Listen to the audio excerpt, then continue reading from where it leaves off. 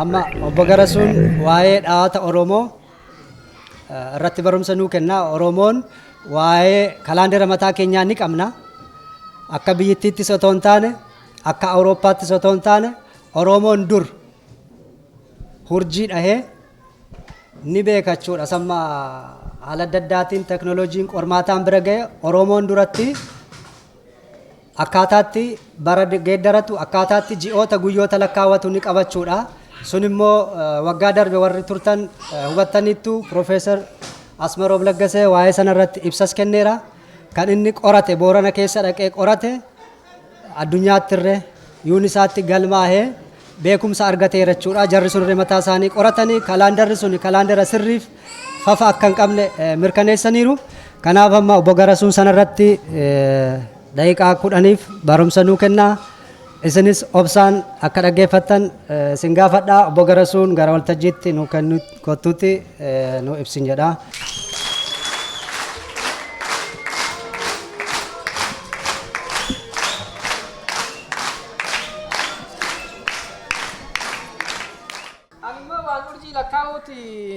Haasa'uuf deema. Waan urjii lakkaa'u kana ofii lakkaa'eetii miti warruma lakkaa'anirra akkatti lakkaa'an baradhe. Ani ekspertii waan kanaatti miti. Yaadi ani as keessatti dhiyeessu kun yaada nama sadii irratti hundaa'a. Tokko kan Profeesar Asmaroom Laggasa, kan biraa immoo nama saayintistii naasaa nama Lawrence Doyle jedhamu, kan biraarree nama yuunivarsiitii Duukitti barsiisu nama Ronan Pilsar jedhamu. Yaada nama sadii sanadha. Ronan waan keenya walitti hin qabatu, garuu waanuma sana fakkaatu nama qoratedha. Namichi immoo Lawrence Doyle jedhamu kun waan Profeesar Asmaroom qorate irratti irra deebi'ee fooyyessee qoratee jira jechaadha. Inni yaada isaaniitti isinii dhiyeessa. Dhahaa jechuun kaalandarii dhahaa hiikaan isaa akkamitti akka dhufe namni Oromoon akka itti guyyaa lakkaa'u urjii ji'a hin beektani, ji'a yookaan addeecha yookaan baatiin beektanii miti. Urjii beekamaa tokkoo fi jiini sun yoo walirra dhufu dha'ee jedhama. Dha'uun yoon konjaakshinii tokko irra dhaabbatu jechaadha. Dhahaa jechaa waan sanarraa dhufe jechaadha. Kaalandariin Oromoon guyyuma lakkaa'uyyuu maaliif barbaadaa gaafii jedhu deebisuun nurra jiraata. Akkamitti akka inni hojjetu dura baruudhaafi. Kana kan godhuufi akkuma beektani waggaan haaraan kan fakkeenyaaf amma itti fayyadamnu kun kan amma biyya sana keessatti hojjetu kan Itoophiyaa kan jedhamu kun kooptik kaalandarii yookaan juuliyaan kaalandar kan jedhamu kun ogguma dhibboota kana dhufee kan faranjiitti fayyadamee hin beeku. Garuu waggaa lakkaa'aa ture. Waggaa lakkaa'aa akka ture namni keenya kan beektan gadaa waggaa 8 jijjiirama. Gadaan gumii isaa yookaan immoo caffeen kan teessuun waggaa 8 caffee qofa miti. Hawaasni Oromoo bakka 5tti gadaa 5tti qoodamee gadaa 5 sana keessatti immoo waggaa 8 gaheen inni hawaasa keessatti qabu jijjiiramaa deema. Namni dabballee ta'a, raaba ta'a, qondaala ta'a, itti makoo ta'a, foollee ta'a, gadaa ta'a, luba ta'a, yuuba ta'a, gadaamojjii ta'a. Yeroon kun yeroo inni itti jijjiiramutu jira jechaadha. Yeroon itti jijjiiramu kun warra murteessutu jira, ayyaantu jedhaman jarri sun. Kanaafuu yeroo sirnumti Oromoo kuniyyuu kaalandariin qabaatiin deemuu hin danda'u tureyyuu sirmayyuu. Tokkoffaa waggaa 8 akkatti lakkaa'an hin jiran ka'oo kaalandariin hin jiran. Sana qofa miti jila jedhama yoo amma fakkeenyaaf ijoolleen itti makoorraa kara dabballeetti kan ceetu yookaan immoo dabballeerraa kara raaba xixiqqaa raaba gurguddaatti kan ceetu kara kuusaatti kan ceetoo ta'e ayyaana qophaa'utu jira jila jedhama. Jila sana yeroo itti qophaa'utu jira. Lammata immoo namni keenya midhaan qotatee facaafataa yeroo itti muka muru biyyatti yoo argitan ta'e namni tokko waggaa muka muran addeechifaa fi waan wayii lallaalanii muran yeroo akkasii ongoone waan nyaatu wayii tokkotu jira mukni faan nyaatama. Halkan waggaa ka'an sa'aatii ilaalanii deemanii bakkalcha faan beektanii bakkalchi I think orgaaniin abaa'oo magaaziniin bakkalcha jedhamutu ture. Urjiin bakkalcha jedhamu sun urjii beekamudha jechaadha. Kanaafuu yeroo dheeraadhaaf waan kun hojjetamaa ture. Kaalandariin kun yeroo inni itti akka riisarchiidhaan bira ga'ametti fakkeenyaaf gadaan caffee odaanabeetti taa'u kun caffee 226 ta'ee 226 yoo 8 baay'istan kara waggaa 1800 ta'a. Yeroo kanatti kaalandarii qabaataa ture. Akka immoo riisarchiin Profeesar Asmaroomii fi namicha amma isiniin jedhe Lawrence Doyle jedhaniin kun mirkaneessanitti kaalandariin Oromoo suni kan teknoolojii uummate waggaa dhaloota Kiristoos dura waggaa 300 dura yookaan immoo waggaa 2300 dura jechaadha. Yeroon kun yeroo itti Aristootil namni jedhamu faa Giriikii keessa jiraataa turedha jechuun yeroo itti namni Confucius jedhamu Chaayinaa faatti civilization amma Asia Confucian civilization jedhamu kun even sanaa as waggaa 50 iyyuu asiiqeeti jira inni yeroo itti exactly Aristotle kara naannoo Kiristoos dura waggaa 324 ittidha waggaa 300 yeroo sana naannoo sana waggaa 24 naannuma sana jechaadha kan waan kun dhaabbate kanaafu civilization yeroo dheeraa ture wayi tokko jechaadha urjii kana akkataatti lakkaa'anii addunyaa kanarra kaalandarii hedduutu jira jechuun kaalandariin fakkeenyaaf kaalandariin kan biyya keenyatti amma itti fayyadaman kan abashaanu traditionally jennuun kun kanuma faranjiidha Julian kaalandarii jedhama Awurooppuma kana achi dhaqee isaan kanatti as shift goonanii suni kan isaanii ta'e malee originally kanuma indigenous miti kaalandarii suniin jira kan Gregorian jedhamu kunin jira Nauruz kan jedhaniin immoo kan warra Iraan itti fayyadamutu jira kan akka waggaa 5,000 guute yeroon isaan itti jijjiiranii fi kan keenya waa wal fakkaatuun qaba kan warra Juuin jira kan amantii Islaamaatti kan Hijiraan jira kan Chaayinaan jira kan warra Maayaan jira addunyaa kanarra kaalandariin hedduutu jira kaalandariin hada kan keenya ture kana garuu kan Hindii kan warra Maayaa kan Chaayinaatiif kan keenyaadha jechaadha kan agas ture kaalandarooti baay'een isaanii ji'a irratti hundaa'anii hojjetan fakkeenyaaf namni soomana soomtaniin beektanii soomni bara hundumaa ramadaanni haga tokko fuulduratti deema waggaarraa fakkeenyaaf barana yoo seepteembarii jalqabe bara dhufu seepteembarii dursee deema maaliif akkasitti ta'a jiini kun waggaatti ji'a irratti yoo hundaa'anii lakkaa'anii 354 waan ta'uuf waggaan edungeenya waan dursuuf akkasitti fuulduratti deema jechaadha kan Oromoo sun immoo ji'aa fi urjiiwwan gurmuuwwan urjii yookaan immoo constellation waan jedhaniin sana walitti hidhaniiti kan lakkaa'anii urjii torbatu jira gruupii urjii torbatu jira urjiiwwan kun scientifically beekamanii maqaan Oromoonis maqaa qabaa fi saayinsiin irree maqaa qabaaf urjii kanaaf gurmuuwwan urjii kanaaf jechaadha Oromoon amma waggaa lakkaa'u fakkeenyaaf waggaan haaraan Oromoo maarchii keessa ta'a guyyaan jalqabaa suni guyyaanis Oromoon torbanii hin taane guyyaa 27 qaba guyyaa 27 maaliif akka ta'e irree saayinsiidhaan irree waan bira gaame tokkodha jechaadha amma guyyaa jiin isaa maarchii keessa ta'a ji'a maarchii sana kan addaan baasaniif urjii lamii jedhamtu yookaan immoo afaan faranjiitiin afaan saayinsiitiin beetaa triangulum jedhamtuu fi jiini yoo guyyaa tokko baani guyyaan suni guyyaa jalqabaadha bitaa qaraa jedhaniini kara maccaatitti innika jedhaniini bakka adda addaatitti maqaa adda addaa qabaatu danda'a naannoo adda addaatitti jechaadha bitaa qaraa jedhama jiini guyyaan jalqabaa suni isarratti lamii urjiin jedhamtu sunii fi jiini guyyaa tokko bahe jechaadha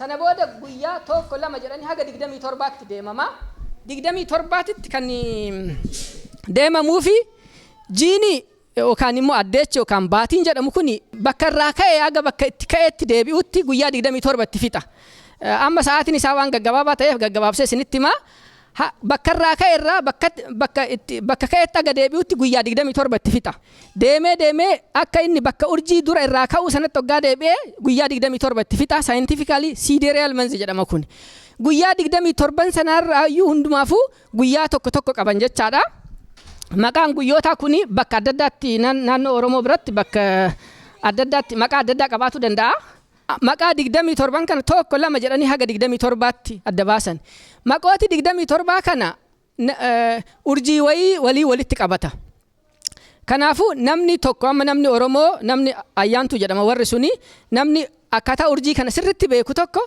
asii edu fuutanii lafa Oromoo tokko keessa geessitanii urjuma qofa laalee guyyaan maal akka ta'e beekuu danda'a siiziniin yookaan immoo waqtiin isaa maal akka ta'e beekuu danda'a jiini meeqa akka ta'e beekuu danda'a guyyaan akkuma isiniin jedhe bitaa qaraa jedhama maarchii keessa jalqabama bifa lamatti adda waggaa kana bakka lamatti addaan qoodama waggaa haaraan maarchii keessa eegala urjii torbatu jira haga seepteembarii kanatti haga birraatti ji'a birraa jedhamutti kan deemu jechaadha urjiin birraa kana ittiin argisiisan busan urjii jedhaniin baasa urjii jedhaniin yookaan immoo akka faranjiitti sirees jedhaniin maqaa biraatis hin qaba urjiin kuni yeroon irreechitti murteeffamu kun ji'a ja'affaa urjii baasa jedhamu sanaa fi jiini waggaa waliin murtaa'uudha jechaadha waan kun. Sana booda immoo ji'a ja'an hafan kana urjii jalqabaa kan lamii jedhamtu sana beetaa triangulam jedhamtu sana ishii irratti hundaa'aniiti ji'aa fi urjii walitti hidhan konjaakshinii isaanii lama wal da'uu urjii fi gurmuuwwan urjii fi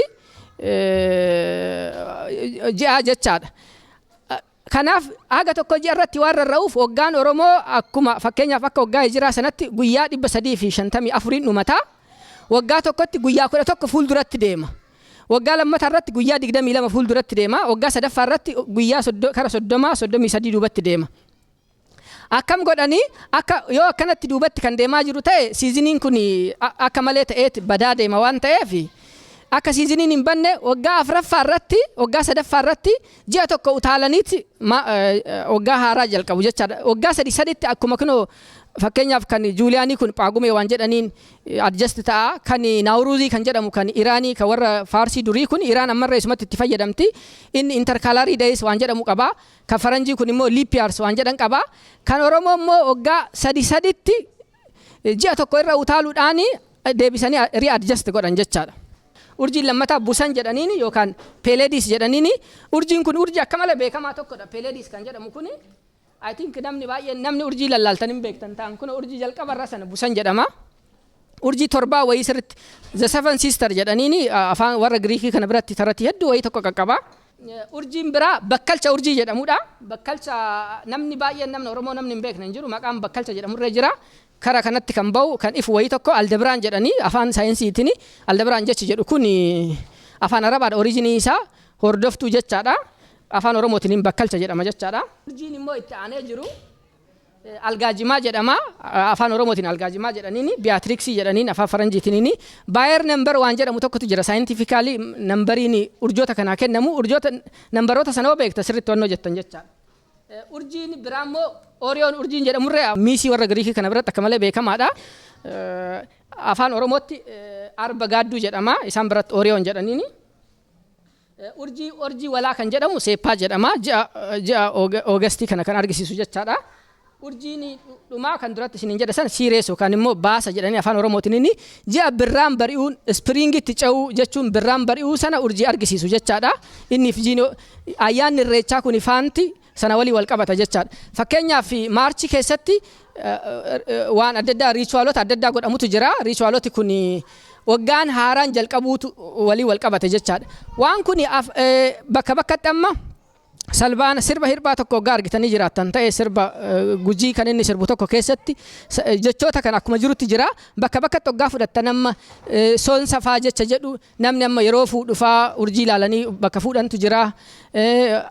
Maqaan urjii kun bakka adda addaatti ciccitee hin jijjira. Akkamitti dagatamee maaliif amma Oromoon dagatee yoo jettanii ilaaltan eega fakkeenyaaf bakka garii bakka eega kalandarooti biraa especially amantii walii wal qabatanii dhufanii booda fakkeenyaaf amma kara giddugala kanatti masqalaan lakkaa namni maaliif masqalaan lakkaa urjiin dura akkuma dhakaa mallattoo wayiidha yeroon ittiin jijjiiramtu namni isa laalee lakkaan waan sana warra yeroo dheeraa laalanii beekan malee nama hundaaf salphaa miti. Amma kalandarii wayii kuni waan dhufeefi namni waan sana irratti xiyyeeffatu dhiisetuma masqalli tokko darbe tokko hin dabarre jedhee isaan lakkaa'uu jalqabe jechaadha. Akka mallattootti itti fayyadame akka kunoo dhakaa fa'aa amma bakka wayii tokko mallattoo godhatanii taayim maarkarii ta'an jechaadha kun. Kanaaf mataan waan kun immoo salphaadha. Abbaa biraatu lakkaa'a waan barreeffamaan jiru. Waan sana laaluu dhiise jechaadha namni waan sanaaf aadaan kuni bade. Waan kanarratti kan riisarchii ta'uu qaban guyyaan 27 kuniyyuu maqaa qabanii maqaan sun urjii walitti qabata. Urjiiwwan kana saayintifikaalii maal jedhamanii jennee yoo 27 iyyuu beekne amma torba qofatu sirriitti beekama.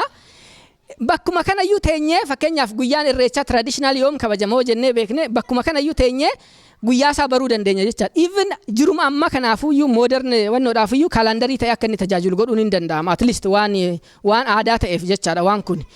Waan itti qoratamuu qabutu jira. Tokkoffaa urjiiwwan 27 kun eenyudha saayintifikaalii kan jedhamu warra fiildii keessa jiru warra beeku waliin walitti hidhanii sirriitti qoratuu barbaachisaa. Lammata immoo waan guyyoota 27 sun eega dhumee booda guyyaa jalqabaa irratti deebi'anii lakkaa'an haga 30 guututti. jiini yeroo garii 29 dhumaa yeroo garii 30 dhufaa ifi kun jechaadha. Kanaafuu guyyuma jalqabaa sanarraan deemaniituma laalaniin akkatti isa laalaniin amma fakkeenyaaf nama wayitu na gaafate duumechi faa jiraate urjii arguu barbaadanii urjii dhabanii akkamitti hoggaan jijjiiramuu faa beekanii yaada jedhu. Urjiin kun oordariin isaa hin beekama. Yoo har'arree arguu baattan hoggaan haaraa har'a yoo ta'e arguu baattanii guyyaa isaa beekamuu baate urjii boru baatoo argitan kan kalee baate sun maal akka taate beekuu dandeessan. Jarri amma dur namni kun manni akka amma kana wannoon qaqqabu miti qacaasiin qaqqabu namni aluma faa tuttura. Kanaaf akkuma dhakaa kanatti beeka jechaadha waan kun. Kan walii wal qabatee dhakaa wayiitu kan argametu jira. Dhakaan lafa Keeniyaa Noorzitti Namruutanga bakka jedhanitti dhakaa argametu jira jechuun Profeesar Asmaroon fa'aatii fi saayintistoota isaa waliin hojjetantu arge. Dura akkuma dhakaa awwaalaa wayii tokkotti ilaalame. Boodarra garuu dhakaan kuni urjiiwwan torban kanatti garagalee akka jiru beekame. Urjiiwwan torban kanatti garagalee jiraatu qofa miti. Digirii tokko urjii kanarraa achi warraaquu isaatu beekame dhakaan kun. Urjiiwwan matti fakkeenyaaf bakkalchatti kan qajeelee jiru digirii 2 wayii digirii 1 wayii bakkalcharraa achi warraaqee jira. Kan algaajimaatti garagalee jiru algaajimaarraa digirii 1 torban iyyuu urjii torban irraayyuu digirii 1 warraaqanii jiran. Waan kun eegasii booda warri astiroonomaraa akkitti wannoo jedhaniini lafti tuni waan woobilii jedhamutu jira. Lafti orbiitii ishirrarreen deemti aduu duubarreen deemti. Lammata immoo mataan ishii kun raafama. Raafamtee bakka itti raafamtu sanatti deebi'uudhaaf waggaa 26 fixa. Precessionii jedhama waan sun. Waggaa 2,000 digirii 1 warraaqti jechaadha. Amma eega digirii 1 urjiin torban kun warraaquun waggaa 2,000 dura akka urjiin dhakaan sun bakka sana godhamee beekame jechaadha. Digirii 1 amma urjiin lafti tuni North Pole amma Vegas urjii jedhamurra jira. Waggaa 2,000 dura garuu urjii biraarra ture akkasitti beekame. Kanaafuu dhakaan kun eega bakka sana taa'e waggaa 2,000 waan jedhamu astronomical akkasitti beekame. Akka biraa immoo kaarboon deetingii waan jedhaniin fakkeenyaaf kun luusiin faa miliyoona 3 waan jedhaniin kanatu jira miti. Kaarboon deetingii sanaan irra ilaallan dhakaan kun kan achi taa'ee waggaa 2,300 dura waan jedhamutu bira ga'ame jechaadha. Kun waan kun ka estimationidha tilmaamadha malee accurately guyyaan himu. Kan astronomically kana waggaa 2,000 kan carbon dating immoo waggaa 2,300 argisiise. Kanaafuu waggaa 2,300 dura namni laal amma gaduma bayeetuma laala urjii fakkeenyaaf jaarsi Profeesar Asmaroom irraa barate Areeroo Raamataa jedhamu suni gaduma bayee urjii ilaaleetuma mukumaan itti argisiisa akkas godhee. Garuu waggaa 2,000 dura namni hundi yeroo hunda akkasitti yaadatu waan hin dandeenyeef dhakaa itti qajeelfatanii jiran teknoolojii itti uummatanii turan jechaadha. Kana kan argisiisu yeroo sana idun taane kan jalqaban bara dheeraadhaaf uummati Oromoo barreeffama yeroo dheeraadhaaf qabatan turre yeroo dheeraadhaaf itti fayyadamaa turanii isaan akka dhimneef dhakaa itti dhaabbatanii namni dhaqeetuma laalee hoggaan jijjiirame moo jijjiiramne bakkuma dhakaa sanaa laaleetti dhakaan sun bakkalchatti jijjiiree qajeelee jiraate urjiin tuni baateen baane adda baasa jechaadha. Teknoolojii wayii itti uummatanii jiran jechaadha. Kana jechuun sana dura iyyuu at least waggaa 100, 200, 300, 400 itti fayyadamaa turan jechaadha. Lammata konseptiin fakkeenyaaf gadaan kan caffeen kan odaa nabeetti teessutun waggaa 2,800 ol teessee jirti jennee jirra. Gadumti konseptiin gadaa iyyuu yoo kaalandariin qabaanne jiraatuu hin danda'u. Waan kun waggaa 8 caffeen ta'a. Gaheen societiin rooliin generation Oromoo kana waggaa 8 redefined ta'a.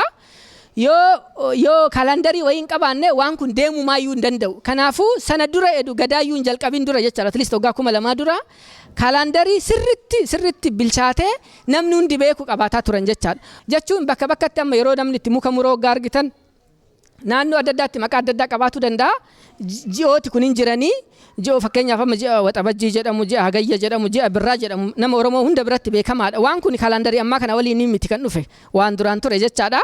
Kanaafuu amma waan isin gootanii namni hundumtuu waan kun bakka bakkatti addaan ciccitee waan biraatiin bakka bu'ee waan jiruufi akka inni sirritti guutuu ta'u maqoota beektanirree firoota warra beekan qabdanirree irraa information walitti qabdanii qorannoo kana uummatuma taanee sirritti akka inni guutuu ta'uu godhan gaariidha.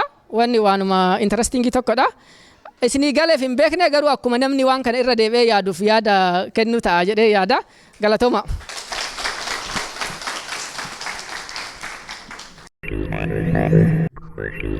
Thank you.